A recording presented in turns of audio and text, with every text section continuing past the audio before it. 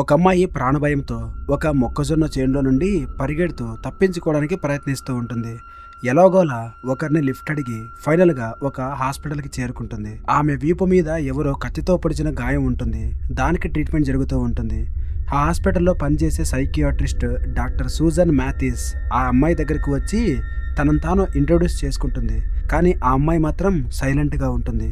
తన గురించి కానీ తనకి ఏమైందన్న విషయం గురించి కానీ ఒక్క మాట కూడా చెప్పదు. కొద్దిగా కోలుకున్నాక బ్లడ్ టెస్ట్ కోసం ఆమెని వేరే రూమ్కి షిఫ్ట్ చేస్తారు. కానీ అక్కడ ఆ సిరంజి సూదిని చూడగానే ఆ అమ్మాయి ఒక్కసారిగా భయపడిపోయి వైలెంట్గా ప్రవర్తిస్తుంది. అప్పుడు సూజన్ ఆమెని సముదాయించి మెల్లిగా ఆమెతో ఒక మంచి బాండింగ్ ఏర్పరచుకుంటుంది. ఇదిలా ఉంటే అటు సూజన్ ఇంట్లో వాళ్ళ ఫ్యామిలీ కొన్ని ప్రాబ్లమ్స్ ఫేస్ చేస్తూ ఉంటుంది.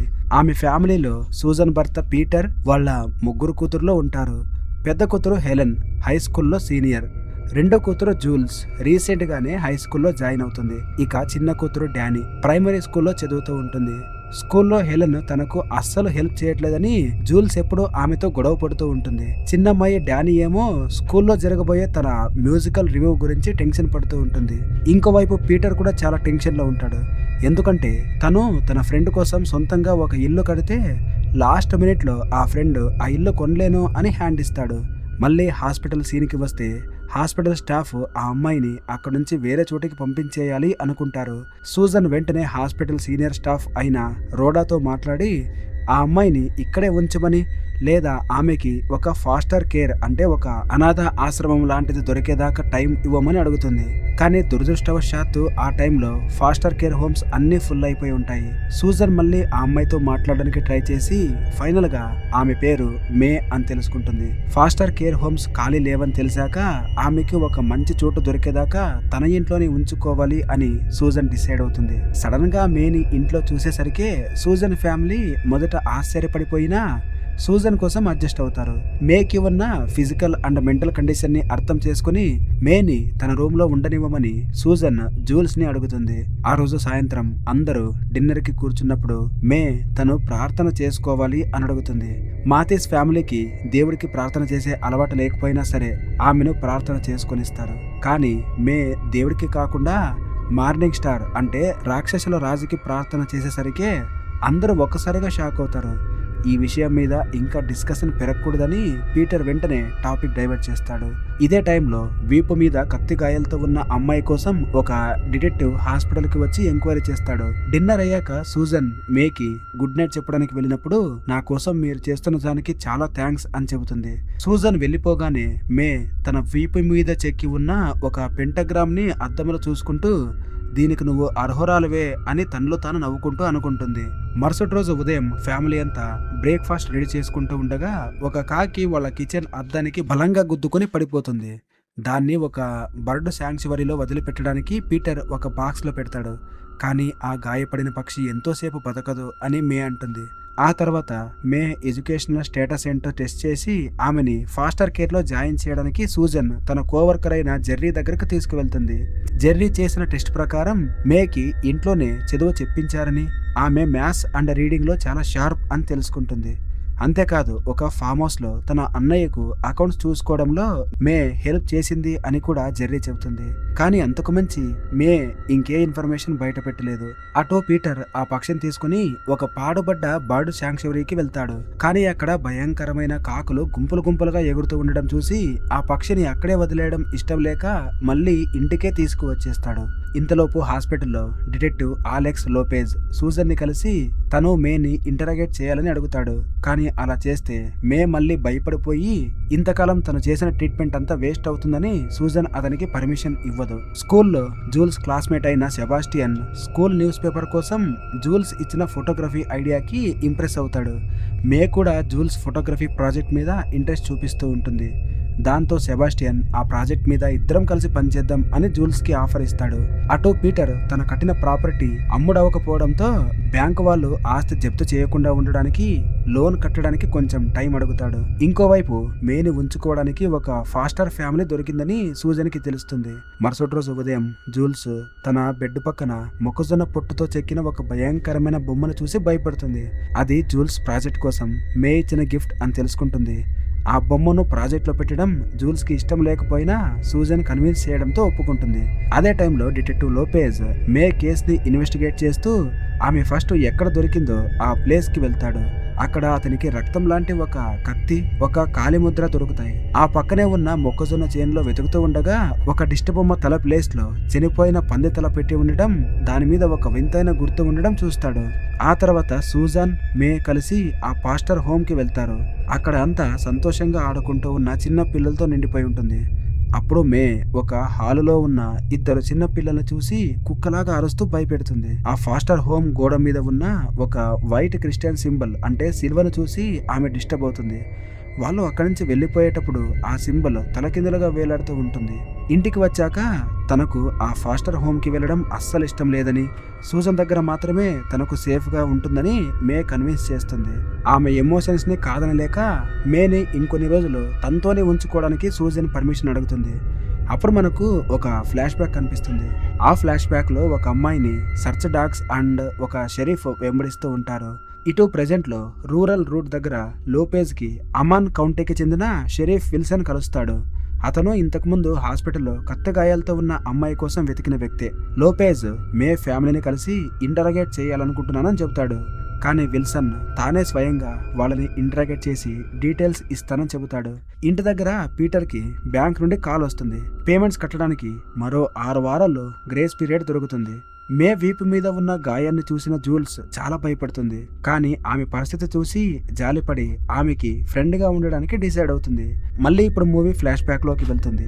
ఆ చిన్న అమ్మాయి భయంతో ఒక చెట్టు ఎక్కుతుంది. కింద ఉన్న షెరీఫ్, నువ్వెప్పటికైనా కిందకి రావాల్సిందే సూజన్ అంటాడు. అంటే ఆ పరిగెడుతున్న అమ్మాయి ఇప్పుడున్న సూజన్ అన్నమాట.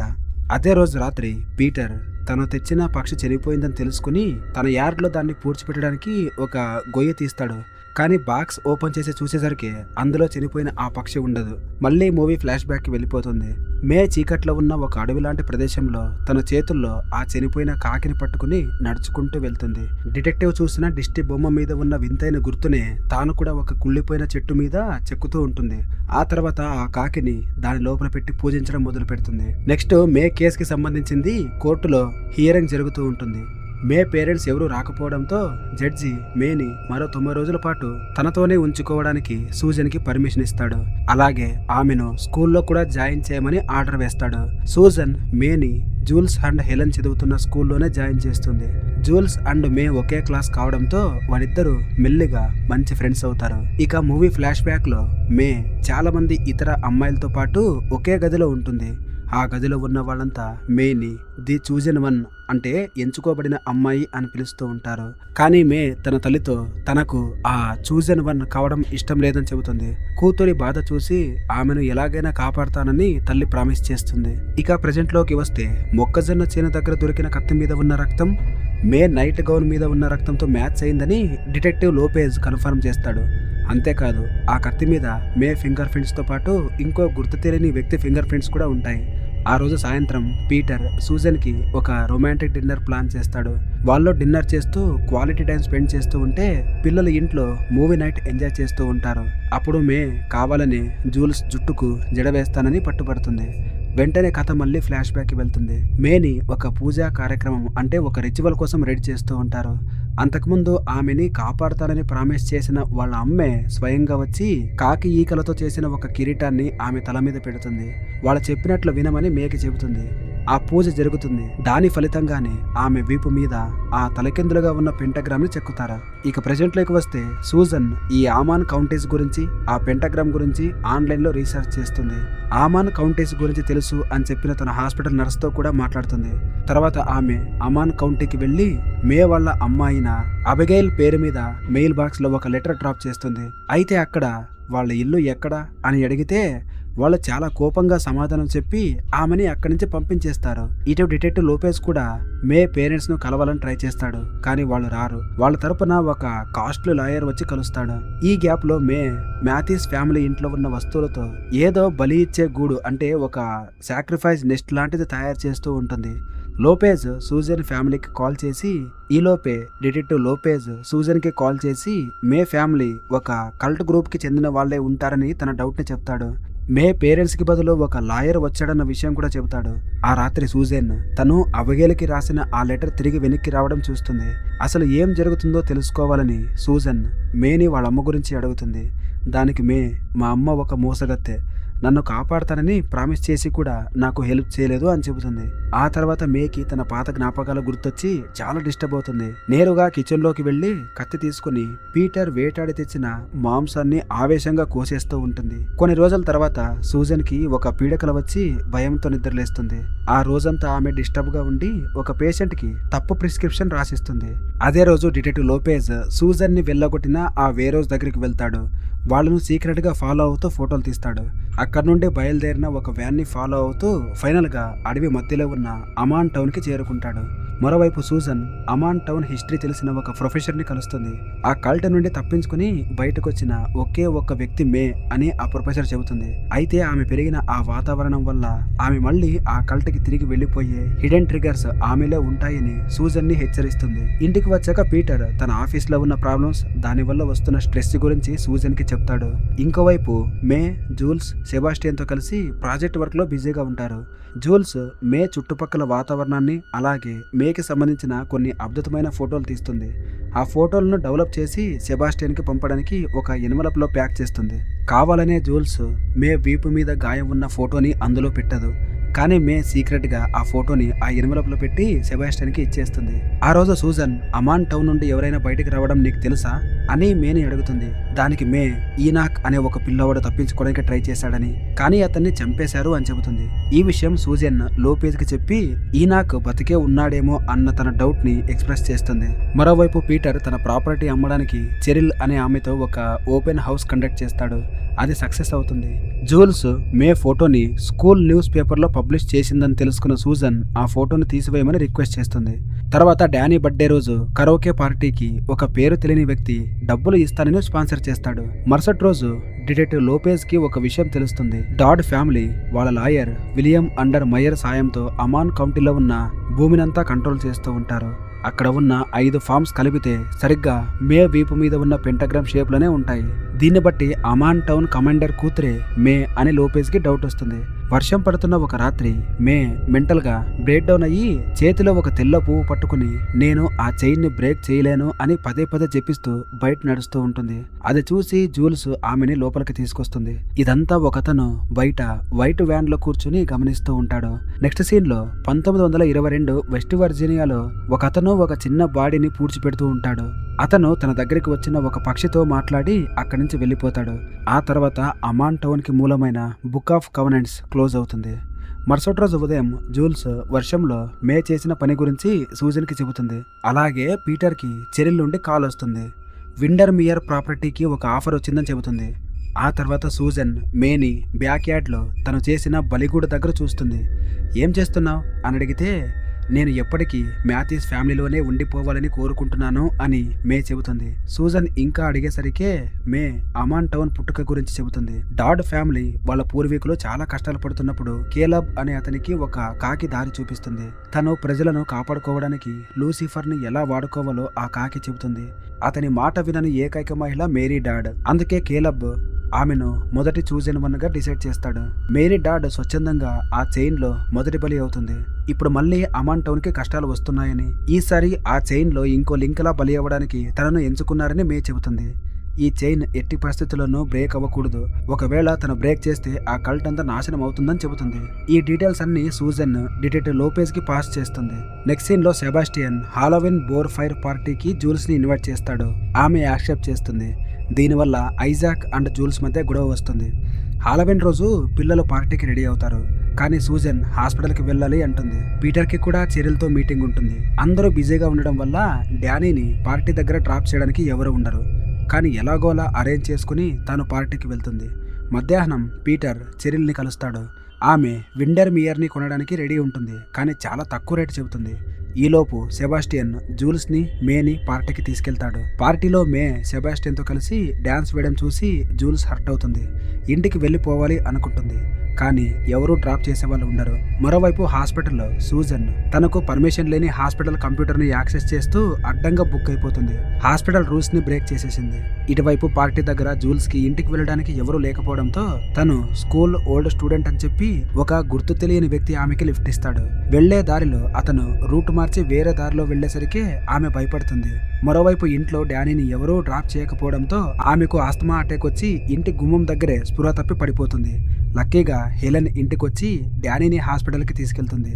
ఇదంతా జరుగుతూ ఉండగా detective Lopez dad family leader ని కలవడానికి వెళ్తాడు. అక్కడ ఒక వింత పూజ జరుగుతూ ఉండడం చూస్తాడు. తను ఒక్కడే ఉండడంతో వాళ్ళ ఫోటోలు తీసుకుని వెనక్కి వచ్చేస్తాడు. అటు చూస్తే పీటర్ కట్టిన విండర్ మియర్ ప్రాపర్టీ కాలిపోతూ ఉంటుంది. సూజన్ చూస్తే డానీ హాస్పిటల్లో ఉంది. జూల్స్ ఏమో ఒక అపరిచితుడి కారులో ఉంది. ఆమె ఫోన్ స్విచ్ ఆఫ్ అయిపోతుంది. ఫ్యామిలీ అంతా ఇంటికి వచ్చాక జూల్స్ గురించి పీటర్, సూజన్ గొడవ పడతారు. ఈలోపు ఆ అపరిచితుడు జూల్స్ కి ఆకాశంలో నక్షత్రాలు, ఉల్కపాతాలు చూపిస్తాడు. ఆ ఎక్స్పీరియన్స్ జూల్స్ కి బాగా నచ్చుతుంది. అతను కూడా నచ్చుతాడు. ఇంటికి తిరిగి రావడంతో అందరూ ఊపిరి పీల్చుకుంటారు. దాంతో ఇక పీటర్, సూజన్ల గొడవ కూడా ఆగుతుంది. డిటెక్టివ్ లోపేజ్ తన రీసెర్చ్ లో ఈనాక్ ని పట్టుకోవడానికి ఒక క్లూ సంపాదిస్తాడు. హాస్పిటల్లో రూల్స్ బ్రేక్ చేసినందుకు రోడా సూజన్ కి పనిష్మెంట్ గా థెరపీ సెషన్స్ తీసుకోమని చెబుతుంది. ఆ థెరపీలో సూజన్ తన చైల్డ్హుడ్, తన తల్లి, తన క్రూరమైన సవతి తండ్రి గురించి ఓపెన్ అవుతుంది. తన చేతి మీద ఉన్న గాయం తన సవతి తండ్రి వల్లే వచ్చిందని చెబుతుంది. ఒకసారి తను లేట్ గా ఇంటికి వస్తే హీటర్ ఆన్ చేసి దానికి కట్టేశాడని, ఎంత బ్రతిమలాడినా ఎవరూ రాలేదని చెబుతుంది. వాళ్ళమ్మ వచ్చి కేవలం బ్యాండేజ్ వేసి ఊరుకుంది తప్ప ఇంకేం చేయలేదని అంటుంది. ఆ ఇన్సిడెంట్ తర్వాత వాళ్ళమ్మతో కలిసి పారిపోవాలి అనుకుంటుంది. కానీ అమ్మ రాకపోవడంతో తను మాత్రమే వాళ్ళ నాన్నమ్మ హెలెన్ దగ్గరికి వచ్చేస్తుంది. ఈ స్టోరీ అంతా విన్నాక సూజన్ తన చైల్డ్హుడ్ ట్రామా నుండి ఇంకా బయటికి రాలేదని, అదే ఫీలింగ్ ని మే మీద ప్రాజెక్ట్ చేస్తూ ఆమెకు హెల్ప్ చేయడానికి బౌండరీస్ దాటుతుందని కౌన్సిలర్ చెబుతాడు. కానీ సూజన్ దాన్ని ఒప్పుకోదు. ఆ రోజు రాత్రి జూల్స్ ని ఆ అపరిచితుడి నుండి మే కాపాడుతుంది. అతను ఎవరో కాదు, మే సొంత అన్నయ్య నోవా. మే మీద పగ తీర్చుకోవడానికి అతను జూల్స్ ని ట్రాప్ చేయాలని చూస్తాడు. నెక్స్ట్ సీన్ లో డిటెక్టివ్ లోపేజ్ ఈనాక్ గురించి తెలుసుకోవడానికి జేమ్స్ డెస్లర్ అనే అతన్ని కలుస్తాడు. అటు పీటర్ కి విండర్ మియర్ కాలిపోవడానికి మేకి ఏమైనా సంబంధం ఉందేమో అని డౌట్ వచ్చి ఆమెను నిలదీస్తాడు. అప్పుడు మే చాలా వింతగా ప్రవర్తిస్తూ కింద కూర్చుని పీటర్ కాళ్ళు పట్టుకుంటుంది. జూల్స్ ఐజాక్ కి సారీ చెబుతుంది. వాళ్ళిద్దరూ మళ్ళీ కలుస్తారు. పీటర్ అండ్ సూజన్ కూడా జరిగిన దానికి ఒకరినొకరు సారీ చెప్పుకుంటారు. పీటర్ ఇకపై మే మన ఇంట్లో ఉండడం నాకు ఇష్టం లేదని, ఆమె వల్ల ఇంట్లో ప్రాబ్లమ్స్ వస్తున్నాయని చెబుతాడు. సూజన్ కూడా ఒప్పుకుని ఆమెని ఒక సేఫ్ ప్లేస్ చూసి పంపిస్తానని ప్రామిస్ చేస్తుంది. కానీ ఈ మాటలన్నీ అవతల గదిలో ఉన్న మే వింటుంది. తర్వాత మే బ్యాక్ యార్డ్ లో ఉన్న గూడు దగ్గరికి వెళ్లి తాను మ్యాథిస్ ఫ్యామిలీతోనే ఉండిపోవాలని కోరుకుంటుంది. కానీ సూజన్ మేని ప్రాబ్లమాటిక్ బ్యాక్గ్రౌండ్ ఉన్న పిల్లలుండే ఒక వెర్మాంట్ స్కూల్లో జాయిన్ చేయడానికి అరేంజ్ చేస్తుంది. ఆ రోజు మార్నింగ్ హెలెన్ కి తన బాయ్ ఫ్రెండ్ టెడ్డీతో బ్రేకప్ అవుతుంది. పీటర్ ఒక అపార్ట్మెంట్ బిల్డింగ్ కి సూపర్వైజర్ గా జాబ్ లో జాయిన్ అవుతాడు. సూజన్, డిటెక్టివ్ లోపేజ్ కలిసి ఆ పాపి ఫామ్ ఫైర్ ని బట్టి ఆ ప్రీస్ట్ జేమ్స్ డెస్లర్ అనేవాడే ఈనాక్ అని కనిపెడతారు. హెలెన్, జూల్స్ కలిసి హార్వెస్ట్ డాన్స్ కి రెడీ అవుతారు. Teddy and Helen X boy friend కలిసి మేని డాన్స్ కి తీసుకెళ్ళడానికి వస్తారు. మే సూజన్ వాడిన పాత హై స్కూల్ గౌన్ వేసుకుని వెళ్తుంది. పీటర్ ప్రాపర్టీ కాలిపోయిన కేసులో అతన్ని ఇంటర్గేట్ చేస్తారు. అదే రోజున సూజన్, లోపేజ్ జేమ్స్ ని కలుస్తారు. అతనే ఈనాక్ అని అతను ఒప్పుకుంటాడు. ఆ ఫైర్ జరిగిన రాత్రి తను అమాన్ టౌన్ నుండి తప్పించుకున్నాడని, చనిపోయిన జేమ్స్ ని చూసి అందరూ ఈనాక్ చనిపోయాడు అనుకున్నారని, అదే ఛాన్స్ గా తీసుకుని తన పేరు మార్చుకుని బ్రతుకుతున్నానని చెబుతాడు. ఇటువైపు హార్వెస్ట్ డాన్స్ లో మే తన గాయాన్ని అందరికీ చూపించగా స్కూల్ అంతా చప్పట్లు కొడుతుంది. అటు ఈనాకేమో ఈ రోజు రాత్రి మేరీ లాగానే మేని కూడా బలి ఇచ్చి సజీవ దహనం చేస్తారని నిజం చెబుతాడు. డాన్స్ లో మే గెలిచి హార్వెస్ట్ క్వీన్ అవుతుంది. కానీ ఎవరో ఆమెకు ఒక వైట్ రోజెస్ బుకే ఇచ్చేసరికి ఆమె పాత విషయాలు గుర్తొచ్చి వెంటనే స్కూల్ నుండి బయటకు పరిగెడుతుంది. సూజన్ ఆమెని కాపాడటానికి వెళ్తూ ఉంటే ఇంకో కార్ ఆమెను గుద్ది రోడ్డు పక్కకు నెట్టేస్తుంది. అటు డిటెక్టివ్ పీటర్ ల్యాండ్ లో ఫైర్ కి జంతువుల కొవ్వుని వాడారని కనుక్కుంటాడు. పీటర్ ని వదిలేస్తారు. కానీ ఇదంతా మే వాళ్ళ మనుషులే చేశారని ఇద్దరికీ అర్థమవుతుంది. సడన్ గా మే కనిపించకుండా పోతుంది. సూజన్ ఆమెని వెతకడం మొదలు పెడుతుంది. ఇటువైపు అమాన్ టౌన్ లో మే తండ్రి బలి పూజ మొదలు పెడతాడు. నెక్స్ట్ సీన్ లో మే అమాన్ టౌన్ కి తిరిగి వెళ్లి బలి అవడానికి రెడీగా ఉంటుంది. ఈ కేసుని క్లోజ్ చేయమని డిటెక్టివ్ లోపేజ్ కి పై ఆఫీసర్స్ నుంచి ఆర్డర్స్ వస్తాయి. మేని కాపాడటానికి సూజన్ ధైర్యం చేసి అమాన్ టౌన్ లోకి ఎంటర్ అవుతుంది. అక్కడ షెరీఫ్ విల్కిన్స్ కి దొరికిపోతుంది. ఇద్దరికి ఫైట్ జరుగుతుంది. చర్చిలో మంటలు చెలరేగడంతో ఆమె అక్కడ నుంచి తప్పించుకుంటుంది. మేని బలి ఇచ్చేలోపే చర్చికి మంటలు అంటుకుంటున్నాయని తెలిసి కమ్యూనిటీ వాళ్ళంతా చర్చిని కాపాడటానికి వెళ్తారు. కల్ట్ మనుషులు పీటర్ వాళ్ళ ఇంటి గుమ్మం మీద వార్నింగ్ సైన్ వేయడంతో పీటర్ తన పిల్లలతో కలిసి తన అపార్ట్మెంట్ లో దాచుకుంటాడు. మేని కాపాడడానికి సూజన్ ఆ చెక్క ప్లాట్ఫామ్ ఎక్కుతుంది. కానీ నోవా దానికి నిప్పంటిస్తాడు. సూజన్ మే కిందకి దూకేస్తారు. నోవా ఎలాగైనా మేని బలి ఇవ్వాలని వాళ్ళ మీద అటాక్ చేస్తాడు. మే నోవా తల మీద గట్టిగా కుట్టడంతో వాళ్లకు అక్కడి నుంచి పారిపోయే ఛాన్స్ దొరుకుతుంది. అప్పుడు ఆ చైన్ బ్రేక్ అవ్వకుండా మే వాళ్ళ అమ్మ మే ప్లేస్ లో బలిపీఠం ఎక్కుతుంది. అదే టైంకి లోపేజ్ అక్కడికి వచ్చి ఆ కంగారులో షెరీఫ్ మిల్కిన్స్ ని కాల్ చేస్తాడు. ఫైనల్ గా మే సూజన్ అక్కడ నుండి సేఫ్ గా బయటపడతారు. లాస్ట్ కి సూజన్ తన ఫ్యామిలీ కోసం జాబ్ నుండి లీవ్ తీసుకుని మళ్ళీ థెరపీకి వెళ్తుంది. డిటెక్టివ్ లోపేజ్ లెఫ్టినెంట్ గా ప్రమోట్ అవుతాడు. దాంతో అతను అమాన్ కౌంటీలో వెతకడానికి సెర్చ్ వారెంట్ తెచ్చుకుంటాడు. కానీ వాళ్ళు వెళ్లేసరికి అమాన్ టౌన్ మొత్తం ఖాళీ చేసి ఉంటుంది. కేవలం షెరీఫ్ కుక్క మాత్రమే అక్కడ మిగులుతుంది. మ్యాథ్యూస్ ఫ్యామిలీ ఇప్పుడు విడిపోయి ఉంటుంది. మే సూజన్ తో కలిసి ఆమె ఇంట్లో ఉంటుంది. పీటర్ పిల్లలతో కలిసి అపార్ట్మెంట్ లో ఉంటాడు. థ్యాంక్స్ గివింగ్ పండుగ రోజు సూజన్ పీటర్ కి డెజర్ట్ ఇవ్వడానికి వచ్చి తన ఫ్యామిలీని వదులుకునే ప్రసక్తి లేదని చెబుతుంది. మేని పిల్లల దగ్గరికి తీసుకురాకూడదని అగ్రిమెంట్ ఉన్నా సూజన్ ఆమెను తీసుకురావడం పీటర్ కి కోపం తెప్పిస్తుంది. ప్రాబ్లం మే కాదని, సూజన్ తన జాబ్ కి ఇచ్చిన ప్రయారిటీ ఫ్యామిలీకి ఇవ్వలేదని అతను అంటాడు. సూజన్ మే భోజనానికి కూర్చునే ముందు లోపేజ్ సూజన్ కి కాల్ చేస్తాడు. కొన్ని రోజుల క్రితం దొంగిలించబడిన టెడ్డీ కార్ అమాన్ టౌన్ అడవుల్లో దొరికిందని చెబుతాడు. అంతేకాదు డాన్స్ జరిగిన రోజు రాత్రి మే కావాలని కొన్ని వైట్ రోజెస్ ని స్కూల్ వెనకలో దాచిపెట్టడం సీసీటీవీలో రికార్డ్ అయిందని చెబుతాడు.